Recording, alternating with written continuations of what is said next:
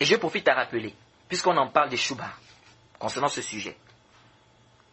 Il y a une ambiguïté que Mohamed Walad Dado, que vous connaissez, qui est de la Mauritanie, et dont les savants ont mis en garde, et qui a des graves erreurs dans l'aqida, il y a des graves erreurs dans l'aqida, et malheureusement, ce n'est pas l'objet ici de notre mise en garde, c'est quelqu'un dont les savants ont mis en garde, il faut faire très attention à cette personne, mais malgré ça, on trouve toujours des gens, oh, il a mémorisé le Coran, il a mémorisé les Kutub Sitta, Maman Zakan.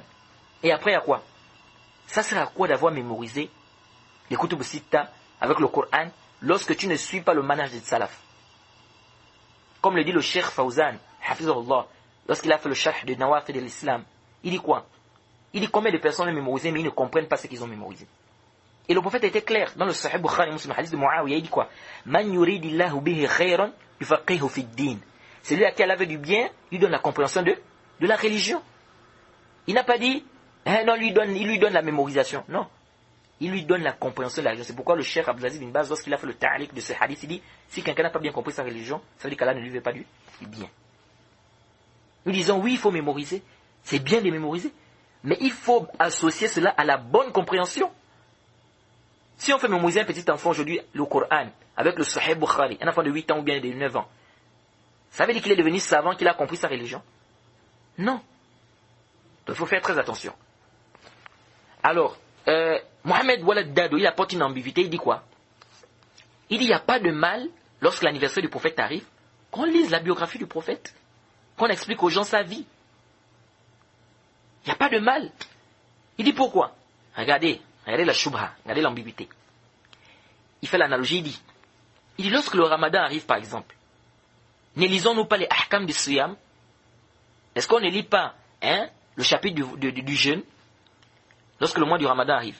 Lorsque le hajj arrive, est-ce qu'on ne lit pas les ahkam du hajj?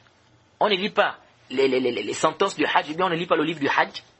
Et alors, si l'anniversaire du prophète arrive, pourquoi ne pouvons-nous pas lire, ou si le jour où le prophète Mohammed sallallahu alayhi wa sallam est né arrive, pourquoi ne pouvons-nous pas lire l'histoire du prophète Mohammed sallallahu alayhi wa sallam?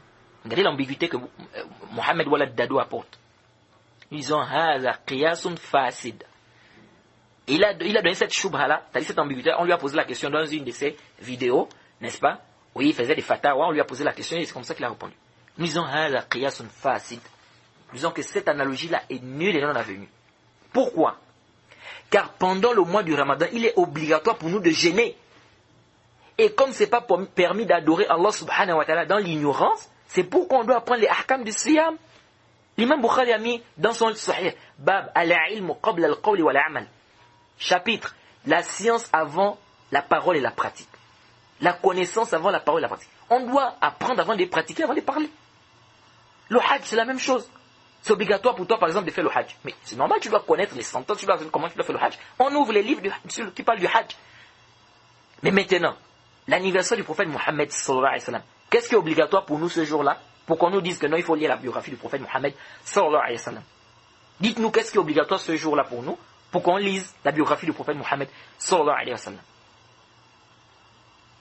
Et Mohammed Badjarafil, il cite des anachides. On revient à Mohamed Badjarafil. Donc ça c'est une ambiguïté aussi que certaines personnes apportent ici. Concernant quoi? La célébration de l'anniversaire du prophète Mohammed sallallahu alayhi wa sallam.